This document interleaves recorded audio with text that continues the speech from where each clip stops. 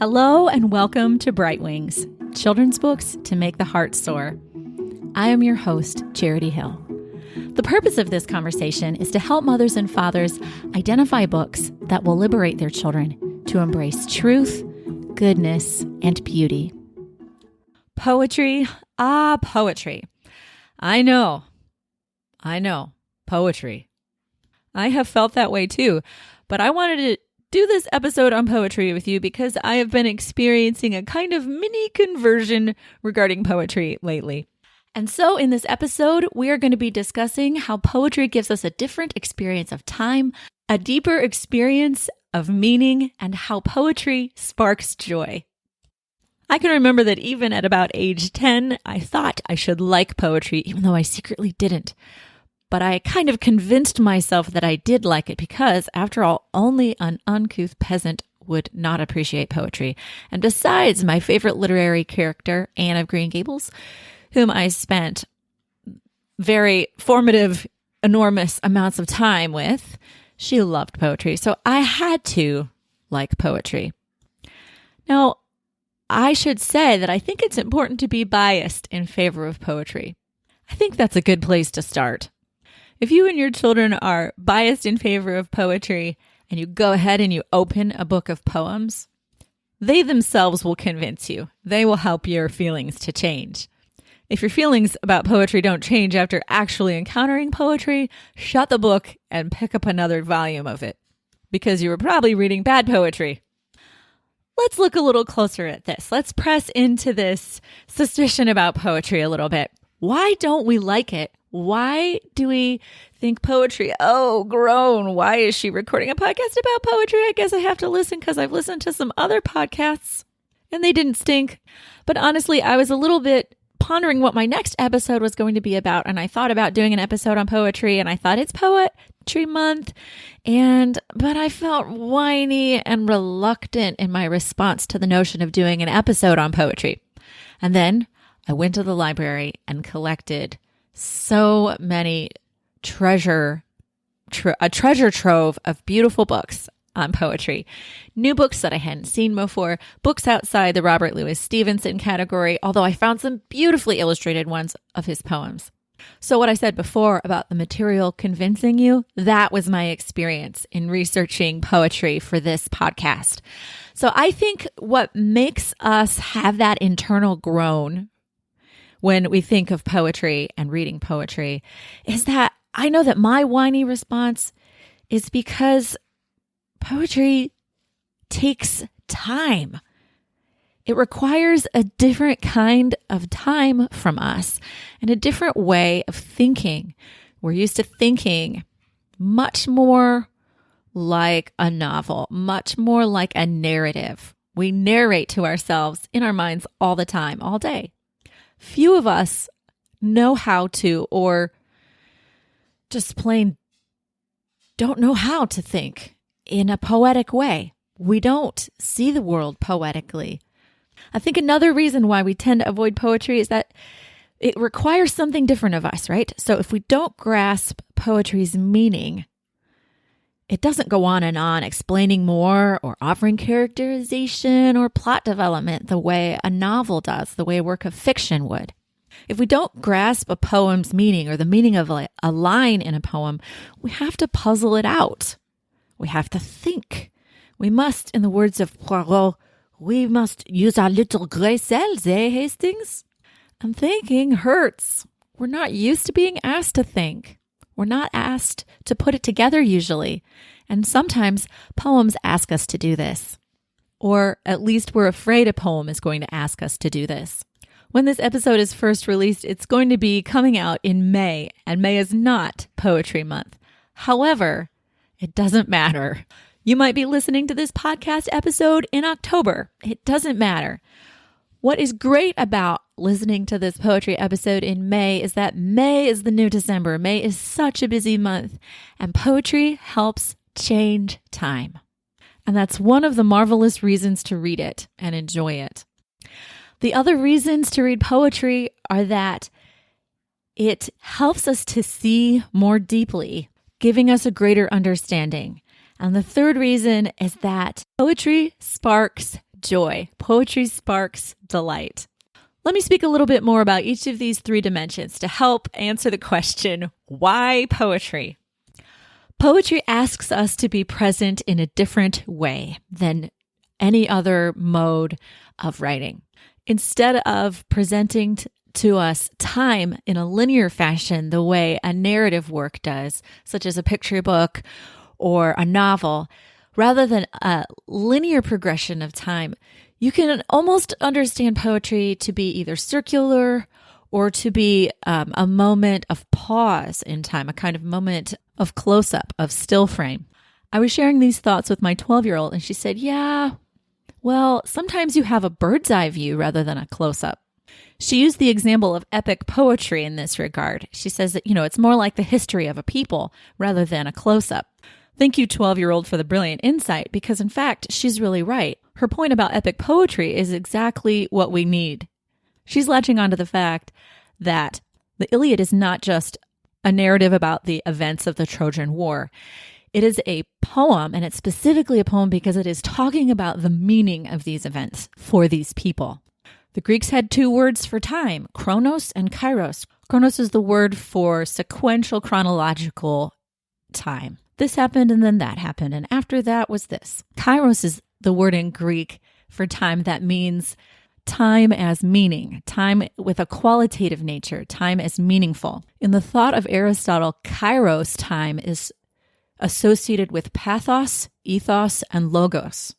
Pathos has to do with our emotions and our affectability and is tied to ethos or virtue, and logos is attached to reasonability, reason, intelligibility, the ability to know. Poetry is this kind of time. Poetry is kairos time. That's why it has a different meter. It's trying to get us to enter into meaningful affectability, ethics, and reason. Chronos time is more like Newtonian physics. Kairos time is more like Einstein's theory of relativity, where everything's wrapped in space, time, matter, motion. If I just said something true, you be sure to give me a footnote in your paper. And if I said something wrong about physics, just know that I never took physics in high school. My daughter brought up the example of narrative poetry. She says, how is this a different experience of time? Isn't it reporting on a historical event? Well, I would say it's not reporting. It's actually reporting the meaning. It's trying to get us to enter into the meaning of a historical event. That's why it's poetry. Even just consider Paul Revere's Midnight Ride by Henry Wadsworth Longfellow. There's some factual inaccuracies in it. However, one of the main purposes of this poem is pathos, to stir us to memory, and to ethos, to virtuous action, to continue the American project that Paul Revere helped to begin. So, poetry changes our experience of time. We know this must be true because there are so many different meters in poetry. There are so many different modes of poetry. I'm just going to name a few so that to make my point. Right, we have all kinds of different rhymed poetry, different rhyme schemes, such as when the ends of each line rhyme with each other, or when the rhymes skip a line and rhyme every third line. There are so many ways to do this, but that's what's meant by rhyme scheme. Then there is blank verse, which is poetry with a precise meter, but poetry that does not rhyme. So most common to this is the framework Shakespeare worked in, which was iambic pentameter for his plays. Then we have free verse, epic poetry, narrative poetry, haiku, pastoral poetry, and sonnets. All of these forms of poetry, all of them are concrete ways of using words to frame time, to frame an experience, to frame meaning. They are an experience of kairos, and they are a different kind of time. Good heavens, this is so exciting. I'm literally discovering this as I'm talking to you. And this is why poetry is so important. It's an experience of time as meaning. Don't we need this? We can read one poem that takes us less than 5 minutes to read. We enter that poem and we come out of it and we say, I feel differently. I'm changed. We've stepped out of our time. We've stepped into another mode. And then we come out of it renewed. I was thinking of this as my children are learning poetry. They're memorizing poetry in school. They go to a classical school. Yay, we love you. Go classical education. And one of them is learning William Wordsworth's I Wandered Lonely as a Cloud. I'm tempted to read the whole thing for you right now, but maybe I can just challenge you.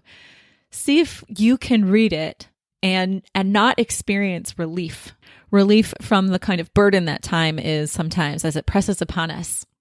Or Shakespeare's Sonnet 29, when in disgrace with fortune and men's eyes, I'll all alone beweep my outcast state. That one. And do you remember how it ends? For thy sweet love remembered, such wealth brings, that then I scorn to change my state with kings. In poetry, we enter a new frame, and we emerge from it differently. This is true even if we're talking about a haiku. And hilariously, I love haiku. Maybe it's not hilarious. You want to know a funny story about me and haiku? I promised myself when I got married that I would write Connor a birthday haiku every year, but I only did it about twice. But you enter the framework of a haiku and it stops you. It makes you stop and pay attention, gaze deeply at reality. You stop and you have 3 lines. You have 5 syllables, 7 syllables, 5 syllables. And it stops time for you. It's like a close-up, a photographic close-up of a still life, or of like a photographic still frame of something, of an action. Such a short, simple poem, deceptively simple, but it really changes your experience of time.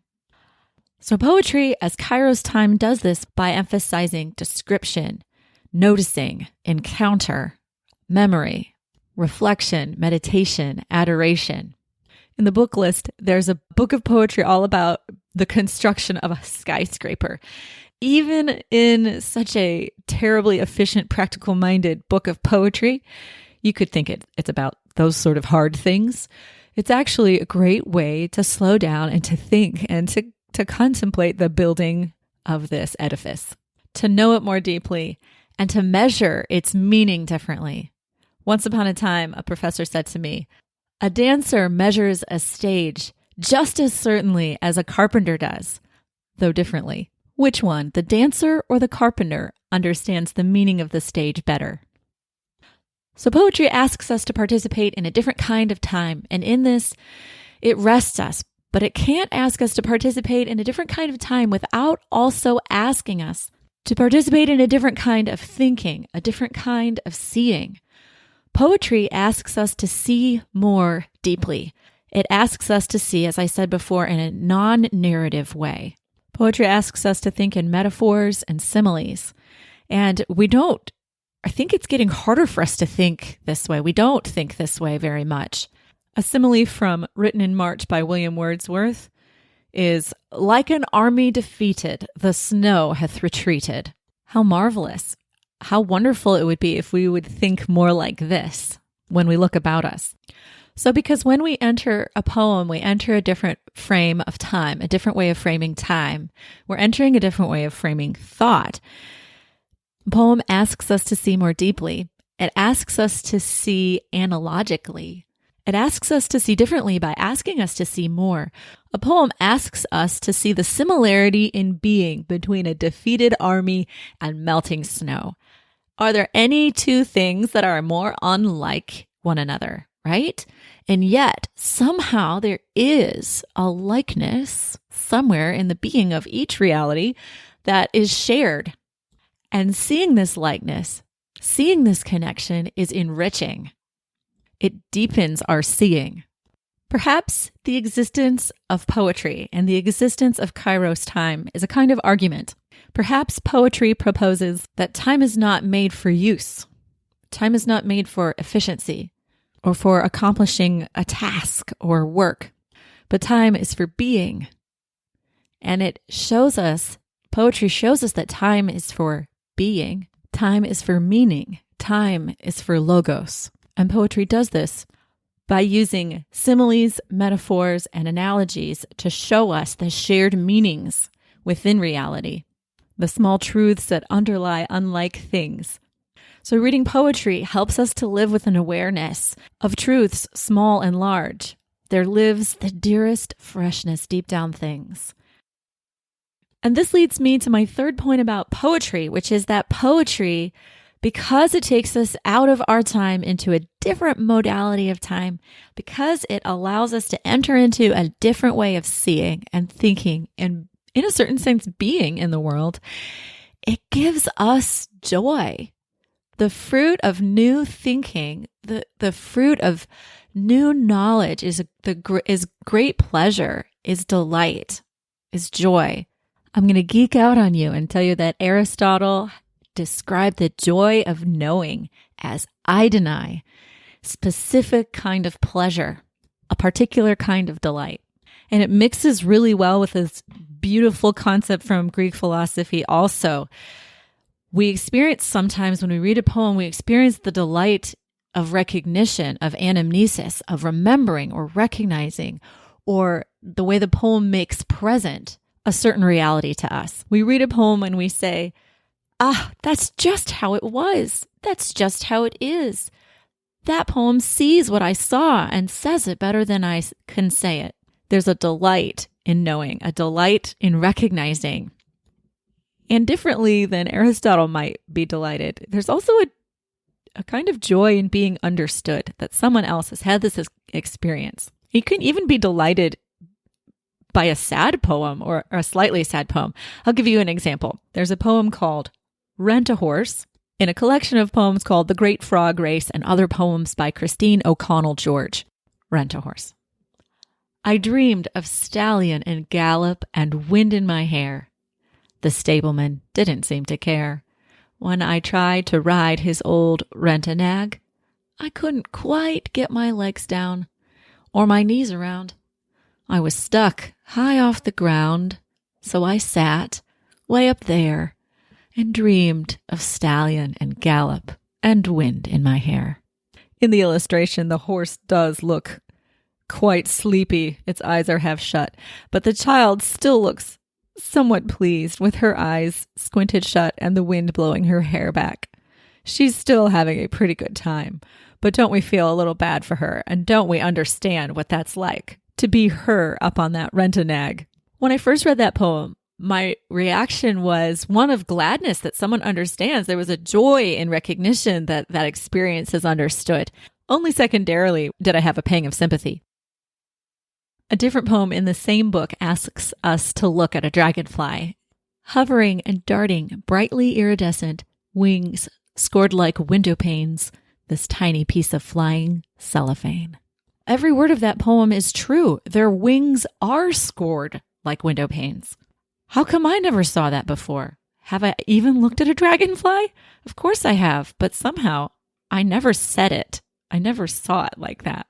Did I ever see a dragonfly as a piece of cellophane? No, I don't think I ever have.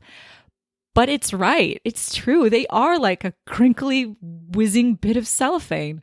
That enriches me. I recognize that, and I am delighted by that.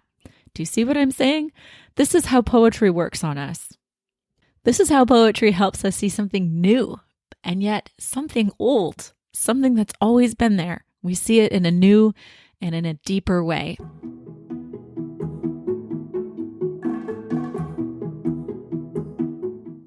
Let's move on from talking about why poetry is worth reading and talk about practical books where you can find some treasures. I've got some great book suggestions for you. I think we can return to poetry without it being too awkward. And I think we kind of do need a return. One thing I realized is that so much children's literature, picture books and board books are in verse, and it's funny that we seem to just leave it entirely behind at a certain point. I think it's all right to keep it alive. Words don't stop being intricate, curious, and fascinating just because you've grown up a few years. I think it's just that the focus is those age kids are learning to read to themselves, and poetry can be tricky to learn to read aloud.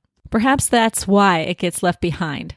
Right now, I'm holding 3 books of poetry on my lap from Christine O'Connell George. One I already mentioned to you, The Great Frog Race and Other Poems. It has really high-quality, beautiful illustrations by Kate Keisler. They must be chalk and watercolor or something like that. They're beautiful. And together, this pair really does create a book with paintings that reveal the magic of ordinary things, the magic of ordinary things that is in a rural setting. Another noteworthy book by Christine O'Connell George is Hummingbird Nest, in which she composed poems as she observed a hummingbird building its nest through the eyes of a child. She has the poems dated, so you see the progression of the mother hummingbird building the nest, waiting for eggs to be laid, and then waiting for eggs to hatch, seeing how the mother cares for the hatchlings. They're beautiful, funny, insightful poems, and if your child is at all interested in nature study, they give your child a great way to learn from another person how to see, how to look at nature, how to receive nature. Sometimes the poem's even from the perspective of the hummingbird. Sometimes it's from the perspective of the cat that's shut in the house so it won't bother the hummingbird, and the dog.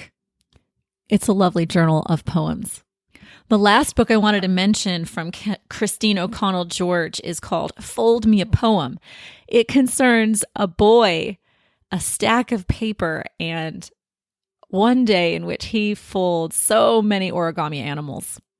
This book is beautifully united. The illustrations are by Lauren Stringer, and the poems and the illustrations are bright, creative, very dynamic, and funny. For example, there's a poem about a camel that's not made very well, and it has to lean against a sand dune while the maker goes and checks the directions.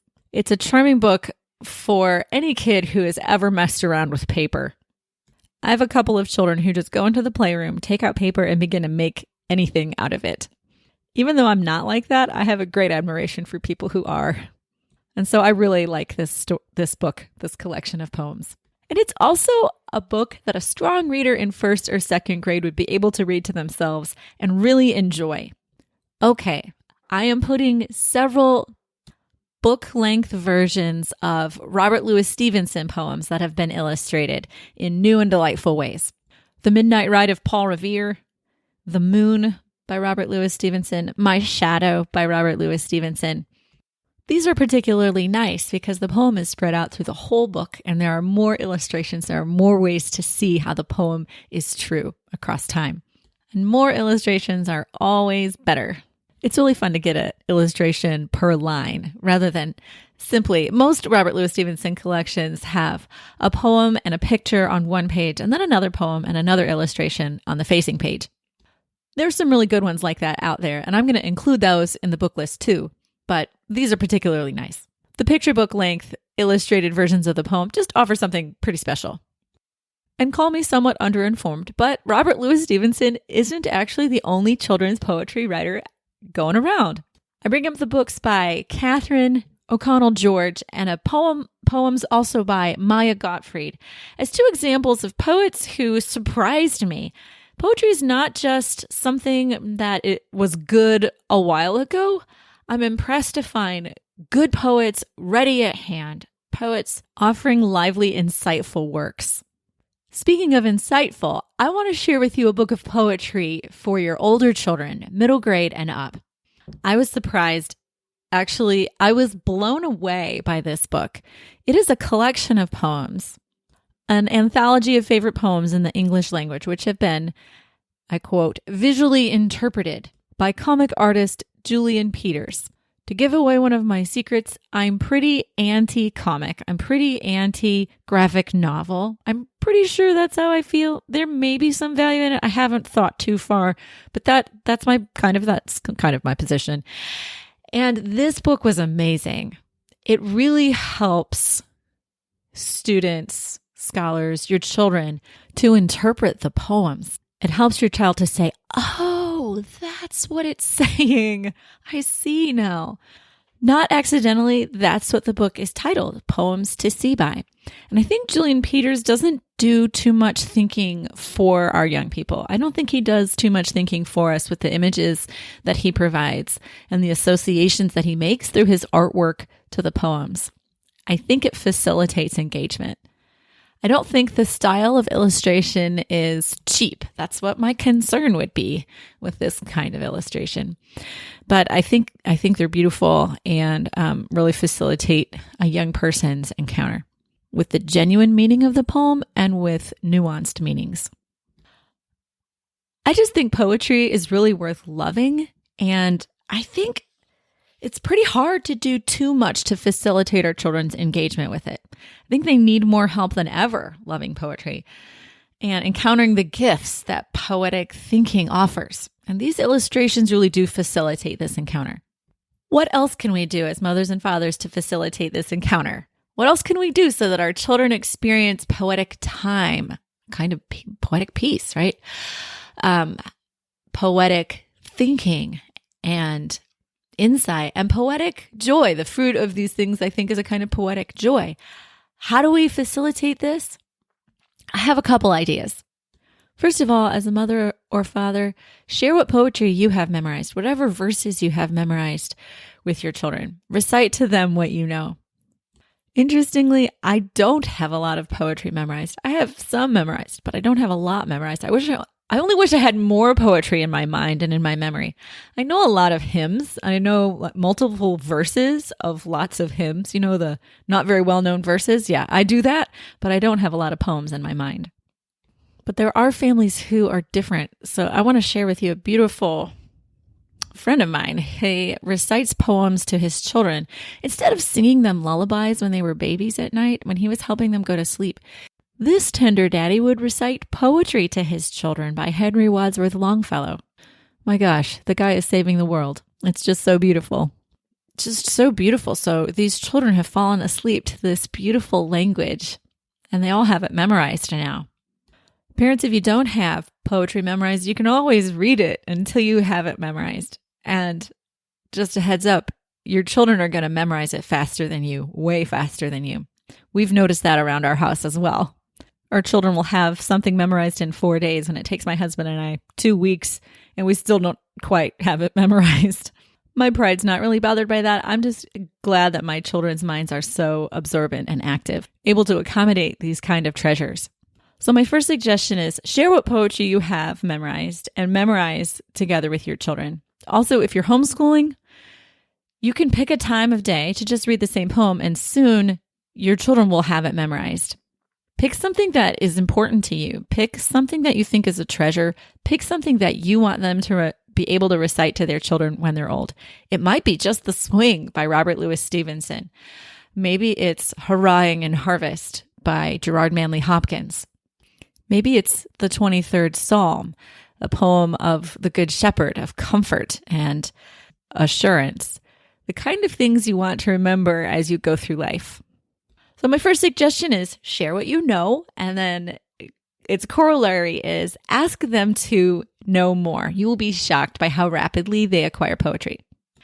And then take pride in what your children have accomplished and ask them to recite in front of aunts and uncles and grandparents. Over Christmas, we had our children, we kind of had a poetry evening. We had tea and we had dessert with my husband's parents, and they were just delighted by our children reciting all the poems they'd memorized so far.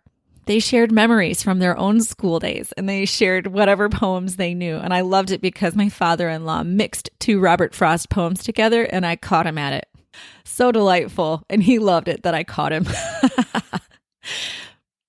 So my mini conversion back to loving poetry is largely due to the fact that my children are memorizing so many poems in school. Each grade has a kind of a poem list that they work their way through during the year, memorizing poem after poem. It's something that's so beautiful. And if I was simply homeschooling, I don't know that I would have it in me to ask them to do that. But it's possible because of their school. And in general, they love it. They love sharing the beautiful words that they know. I won't go into the benefits of poetry memorization. There are a lot of people who do that better than I do. But on that note, there are some recordings by Andrew Pudewa of Institutes for Excellence in Writing, also known as IEW. And they have a lot to say about the benefits of poetry memorization for language development, brain development, language use. And they have marvelous CDs of poetry that Andrew Pudewa reads. So we had our hands on these CDs at a certain point in our family's history. And so we listened to a lot of those poems, and they're funny and marvelous and entertaining and mind expanding. If you can get your hands on those CDs, and CDs are a format that you would use, they're really a great resource, those CDs, for giving more poetry to your children. You might be able to score those CDs through a homeschooling group if you have a homeschooling network that you're in touch with, or you could find them on the Institutes for Excellence in Writing, IEW website. I am promoting them for free. Okay, that being said, a much easier resource to get your hands on is a podcast called The Daily Poem by Goldberry Studios. My husband listens to it and he loves it. It's a valuable thing to put on when you get in the car, when you get in the van. You can select to hear the daily poem, or you can keep selecting the same poem. If you want to get in the van and hear the same poem every morning, the Daily Poem podcast can be used as a resource to help you memorize poetry. Maybe you want to play it at breakfast when everyone has their mouths full. I know when I want to do a good thing, I just need to tie it to another habit. I need to find a space for it. So I really appreciate the efforts of the Daily Poem. They're making beauty available. And I want to close with something that one of the reviewers of the Daily Poem podcast has to say about it, because it sums up the purpose of this very podcast. His name is Hospital Guy, and his review goes like this. No one has ever labeled me a poetry person, but I love this podcast. I used to view poetry as unnecessarily long-winded and repetitive, or even pretentious and removed from reality. This could not be further from the truth. As I've experienced good poetry, I can see that when truth is delivered in a vivid simile or a familiar metaphor, that truth holds more clarity and meaning. And that's what we want. We want more clarity and meaning. So I hope you, like me, if you've stepped away from poetry, re-engage with it. I hope that as you engage with poetry, you experience a different kind of thinking, a different kind of time, and that you, like me, are surprised by joy.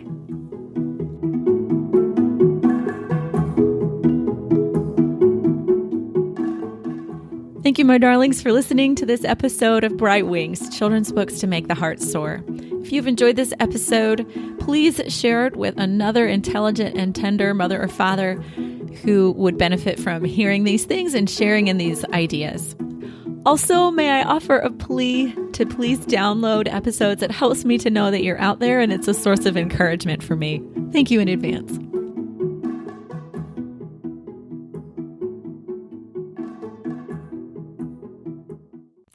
God's Grandeur by Gerard Manley Hopkins. The world is charged with the grandeur of God. It will flame out like shining from shook foil. It gathers to a greatness like the ooze of oil crushed. Why do men then now not reck his rod? Generations have trod, and all is smeared with trade, bleared, smeared with toil, and wears man's smudge and shares man's smell. The soil is bare now, nor can foot feel being shod. And for all this, nature is never spent. There lives the dearest freshness deep down things, and though the last lights off the black west went, oh, morning at the brown brink eastward springs, because the Holy Ghost over the bent world broods, with warm breast and with bright wings.